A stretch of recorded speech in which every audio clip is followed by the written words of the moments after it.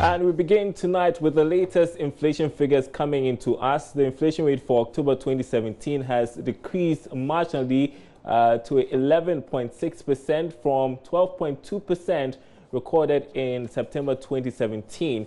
According to the Ghana Statistical Service, the Greater Accra and Western regions recorded the highest year-on-year inflation rate of 12.3%. This was disclosed by acting government statistician Bawadia in Accra this afternoon. In October 2017, the year-on-year inflation rate was 11.6%, as compared with 12.2% recorded in September 2017. The monthly change rate in October 2017 was 0.9%, while that for September 2017 was 0.0%.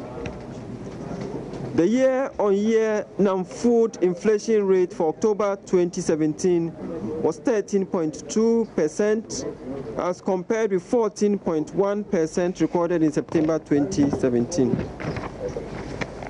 And the year-on-year food inflation rate for October 2017 was 8.2%, as compared with 8.1% recorded in September 2017. And the year-on-year non-food inflation rate is more than 1.5 times that of the food inflation rate. That is 13.2% as against 8.2% for non-food and food respectively. In October 2017, the year-on-year inflation rate for imported items was 0.8 percentage points higher than that of locally produced items. The main price drivers for the non-food inflation rate were transport for an inflation rate of 18.5%, clothing and footwear 17.1%, recreation and culture 16.8%, miscellaneous goods and services 14.5%, and furnishing, household equipment and routine maintenance 14.4%. And the price drivers for the food inflation was fish and seafood, and the figure was 16.1%. Tonight, some concerns are being raised about the whole ESLA bond arrangement to clear debts owed banks and firms in the energy sector. This follows revelations that the immediate fresh cash injection that most banks were hoping to get was not realized. But how does this impact on operations of banks said to be in serious financial distress? There's more in the following report. According to some of the commercial banks that Joy Business have engaged, it was their expectation that the ESLA bond would have helped bring in fresh cash to improve the current liquidity challenge, a development that is threatening the existence of some 3 commercial banks in the country. But Joy Business understands the $122 million released last Thursday was done by using bonds gotten from the 7- and 10-year ESLA paper to swap debts on the books of these banks that were exposed to the energy sector debts. This is despite an arrangement that would rather see these institutions getting some cash every 3 months over the next 7 to 10 years and also sell these bonds they are holding on the secondary market. According to documents covering the ESLA bond, 12 banks are exposed to the energy sector debts, and according to ESLA investor prospectus, these banks are expected to benefit or are in the process of getting their payments. These include Access Bank, Cow Bank, Ecobank, First Atlantic Bank, Fidelity Bank, GT Bank, and Standard Chartered Bank. The others are Stanbic Bank, UMB, Unibank, the defunct UT Bank, and Zenith Bank. There are also questions being raised about the cost of the 2 papers issued. This is because sources say the actual cash gotten from the fundraising exercise is so small, with some even comparing it to cost to raising the bond.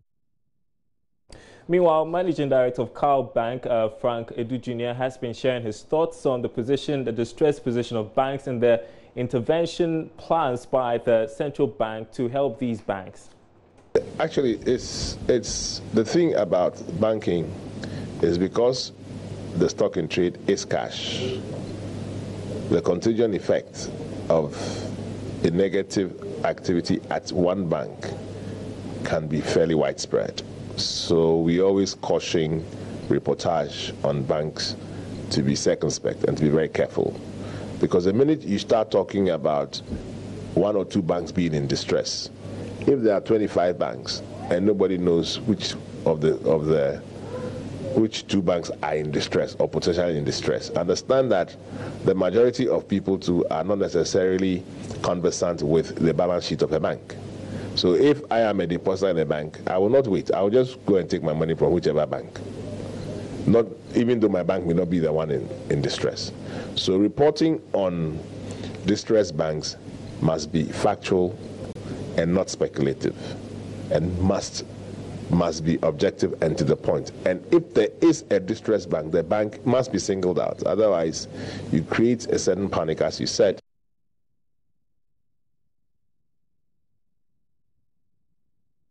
All right. Well, the CalBank MD, Frank Edu Jr., has been giving details of the payment made to clear the portion of the energy sector debts. The CalBank MD disclosed this to Joy Business when the institution took its turn at the Ghana Stock Exchange's fact behind the figures. Now, CalBank MD, Frank Edu Jr., confirmed the payment of part of the energy sector debts from the ESLA bond to banks. This follows a report by Joy Business that some $122 million have been released to the banks indebted, as well as the suppliers like Vitol and Cyrus Oil. However, this was done in a bond swap for most of the banks rather than cash payments. Now, there have been concerns about this arrangement from some banks about doing little to address the current liquidity challenge. But speaking to Joy Business, after the bank, as we've been telling you, took its turn at the Ghana Stock Exchange's facts behind the figures, Mr. Edu said that they are okay with the current plan.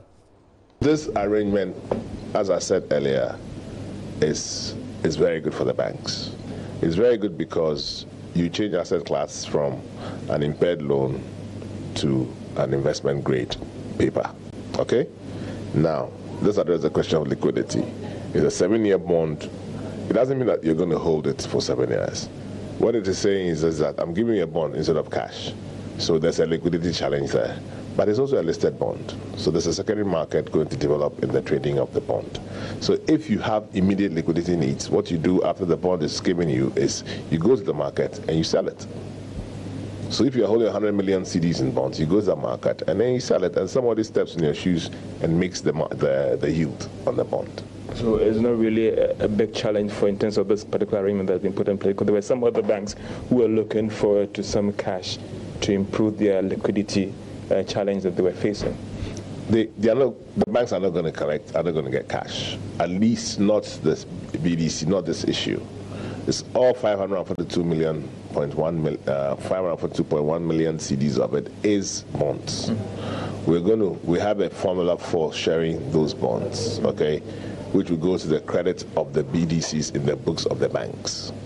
The bank will now end up with a bond. If they take Cal gets 25 million CDs in bonds today, the 25 million will be apportioned amongst the 4 BDCs that we trade with in a predetermined formula. So the bank, those BDCs, their balances will go down by the amounts in the bonds received by the bank. Tomorrow, my treasurer, if he needs liquidity, can take that bond, call Cal brokers or whichever broker, and say, I want to liquidate 25 million CDs of the bonds on the stock exchange, put it up for sale, and look for people who will bid for it. In other news, the Association of Ghana Industries is liaising with the Africa Office of Catalonia Trade and Investment to bring on board foreign investors to explore business opportunities in the country. This will be courtesy the Ghana Industry Summit, which will see government engage private sector businesses on the country's privatization agenda. The Ghana Industry Summit is aimed at attracting foreign investors to Ghana as government rolls out its industrialization agenda. Director of the Africa Office of Catalonia Trade and Investment, Florence Bayard, tells Joy Business that investors from Europe will consider partnering government in all industrialization programs, including the One District, One Factory program. The exchange and the export and business relationship between Catalonia and Ghana have increased a lot, both in terms of exports and in terms of imports. And Catalonia is a region with a very long and old industrial tradition, especially in the agro-food processing. And we've started collaborating with Association of Ghana Industries back in 2014 to try to establish collaboration and partnerships between companies from Catalonia and Ghanaian companies in the industrial sectors of interest. No? So a partnership for know-how, engineering, machinery, technology, innovation. This is the objective for us to come to this summit. We are bringing 12 companies from Catalonia who will join the summit next week.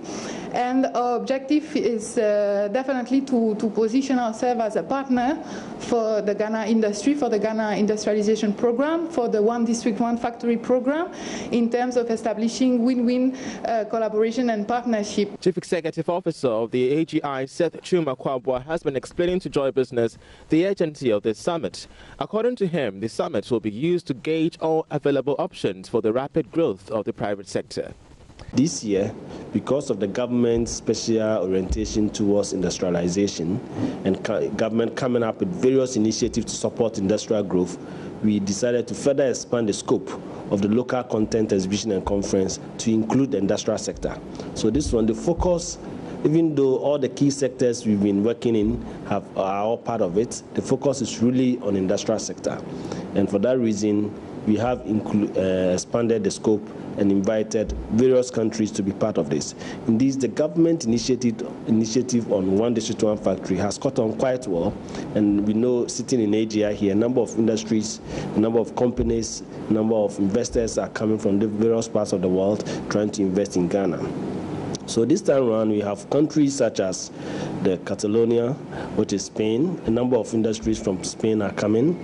A number of investors are coming from Russia, especially in the energy sector, to be specific, nuclear energy and other areas.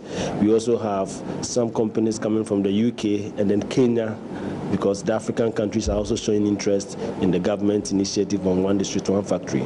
So all these countries are going to be part of the industry exhibition and the summit. And we believe that with all these companies coming, it is going to create a huge platform for companies that foreign investors want to partner, local investors to do business and invest in the district. The Ghana Industry Summit comes off from the 15th to the 17th of November. Turning attention to our budget watch, how many days before the presentation? 7, I think. Well, the Peasant Farmers Association is stressing the need for the introduction of mechanized agriculture to be considered in the upcoming budget, especially under the allocation for Planting for Food and Jobs program. This was highlighted in the 2017 budget and is expected to attract much attention in government's Agric Marshall Plan. Ahead of the 2018 budget to be presented later this month, Programs Officer for the Peasant Farmers Association of Ghana, Charles Anyaba, shares the impact of the Planting for Food and Jobs program so far.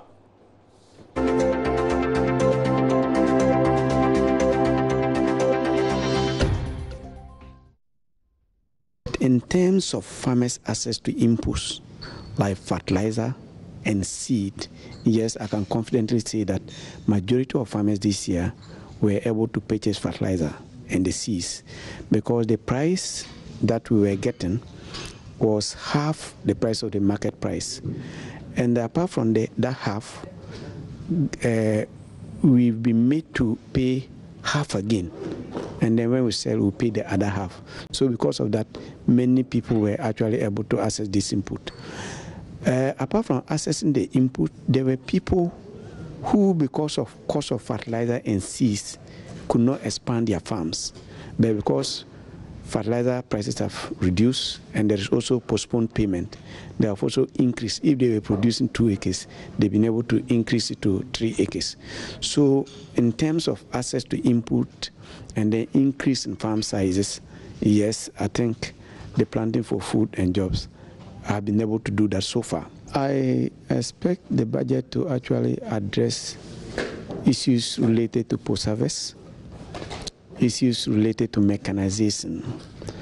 Now, I say so because if you look at the Planting for Food and Jobs, one of the biggest gaps that we have seen is that it has not addressed key areas that will complement the success of the planting for food and jobs. I said that because I visited one of our members, Nashama, an old lady. She said, my son, I got the seed, I got the fertilizer, but I'm old, almost 60 years. I find it difficult to even get tractors to plow the land. So how am I going to till the soil and plant? So if you get opportunity of talking to government, tell them that they should make it available for private sector or people who have the resources to get these facilities and come and provide the services for us. We are ready to pay. To the Ashanti region now, and defiant traders remain on pavements and other unauthorized sites in Kumasi's central business district 3 days into the relocation exercise. The Metropolitan Assembly had directed all persons and transport unions to move to designated places, including race course and Efia Kobi Market. It is part of measures to decongest the city ahead of the final funeral rites of the late Asante Hema. Now, the traders had until Monday to move out, but Love News' checks reveal blatant disregard for the order. So Monday was supposed to be the final day for traders plying their trade on the streets of the Kumasi Central Market to move to race course, which is a designated area for the relocation process. This is to pave way for the final funeral rite of the Asante Hema Nana Sewa Efia Kobi Ampem II. But today is a Wednesday, and you can see obviously that these traders are still where they were asked to relocate from. But why are they still here? We'll speak to them to find out.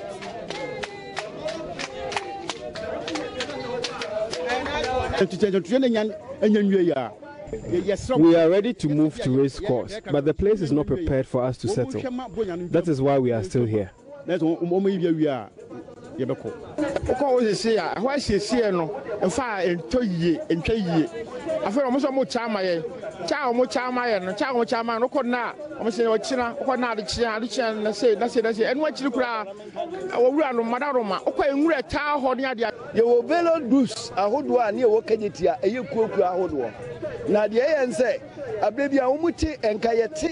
Before, authorities work with leaders of the associations during such relocation exercises, but now they are not doing so.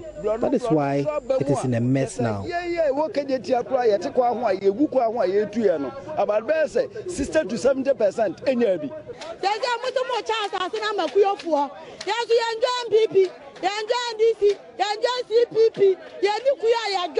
The spaces there are being shared to party and union members. So what happens to those of us without any union or party? It is not fair.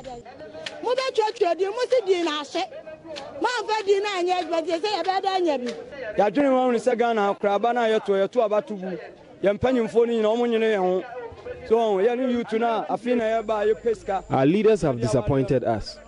We are being tossed around without proper arrangements.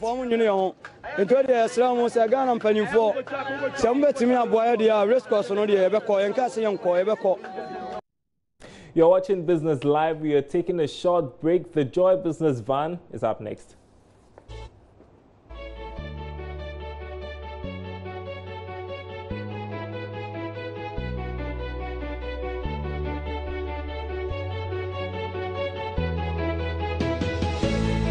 Welcome back.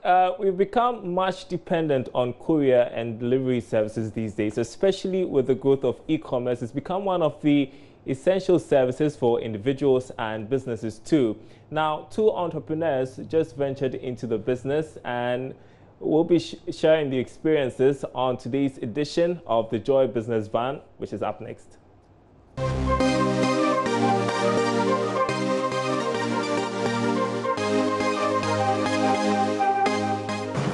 I have Queen calling, and well, she needs. Alethea Daddy and Richard Akowa are the entrepreneurs behind Delivery Experts, a courier business they just started. Alethea pitched the idea to Richard, her longtime business partner. I do remember calling him one morning and I said, "Hey, where are you? What do you think about delivery?" And then he said, what about delivery? So I said, well, I just had a parcel delivered to me, and the guy who showed up looked ridiculous. He wasn't properly dressed. Whoever was managing him was rude. And, it's about time we had some professionalism in this field.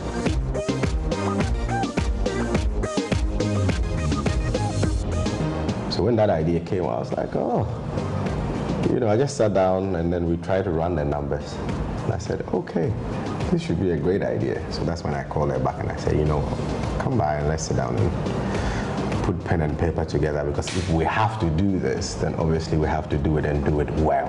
And that was the intention from the onset, to bring some more professionalism into the courier business. So these are your charts for today. Okay. So Samson, you're doing East Legon today, the whole of East Legon. You're doing Adenta. This is the third business Alifia and Richard are pursuing, so they are not exactly new to doing business. So we realized that we have to do an in-depth research into it, do some SWOT analysis, move around, speak to a few of the delivery companies that be in the system already, see how they're doing it, speak to some of these social media clientele, food vendors. We moved to a lot of food vendors to find out what some of the challenges are with the delivery companies. So we obviously realized that there will be challenges. We realized that this is not going to be as easy as we thought, that it's just going to be the numbers. So we did a lot of research into it before we started. That was really important. Truth is, there are so many courier businesses springing up these days, and to stay ahead, they had to understand the market and do things differently. We have the corporate, or what we call the dedicated courier, where we give our bikes to the companies and then they pay us at the end of the month. And then we have the random ones, the one you call pick up and drop off ones also. And then we have the ones, tailor-made ones. You give us a schedule, how you want it to be done. We pick it up once a day or twice a day. We deliver it same day or the next day. So that's what we work with. There's a huge market out there, and the two entrepreneurs are relentless, constantly pushing to have the best dispatch riders. Deliveries are made on time, and they keep clients smiling.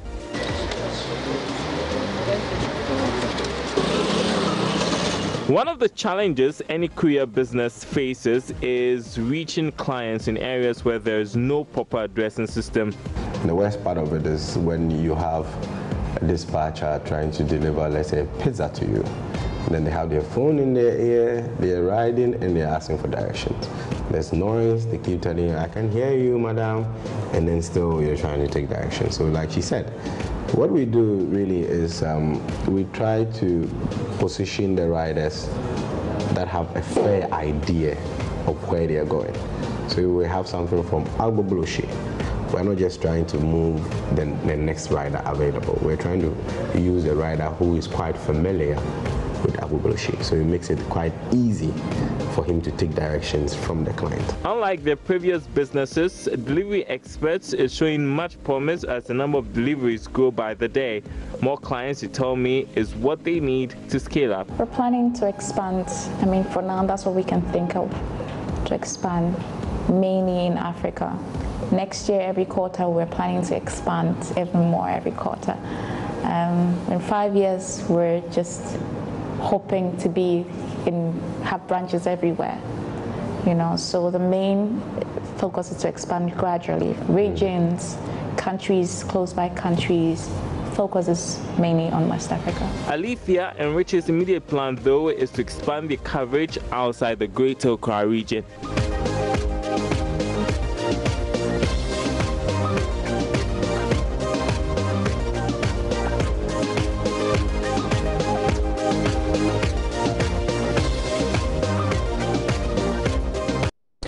This is Business Live. Our interview of the day now, in the Ghana Institute of Procurement and Supply GIPS is urging managers of the economy to tackle the procurement aspect as they gear up to present the 2018 budget. Now, according to the Institute, 70% of the total budget for the country is controlled by procurement officials. Speaking to Joy Business at the launch of the Gibbs Code of Ethics for Procurement, officials and practitioners of the president of Gibbs, Collins Ajiman, said uncompromising procurement practices for the 2018 budget would ensure value for money.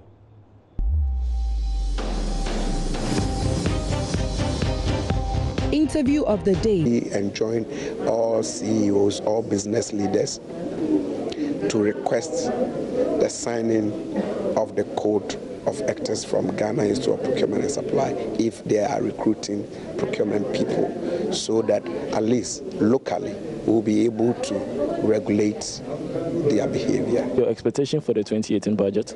The budget, 70% of the money that they will mention, all the billions, all the millions dollars and the billions cedis. As soon as you hear the finance minister speak and mention those huge numbers, go down there. Most of it is controlled by the procurement processes, and therefore those who are managing that aspect need to be well regulated and catered for.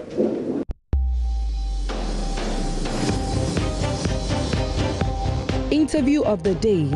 Well, speak of procurement, we are just seeing here that Ghana saved 98 million Ghana cedis through stringent procurement processes. Read more on our website, myjoyonline.com/business. Of course, we've got the videos from all our shows, just in case you missed out on them. My name is Darryl Kyle. I'll see you same time tomorrow.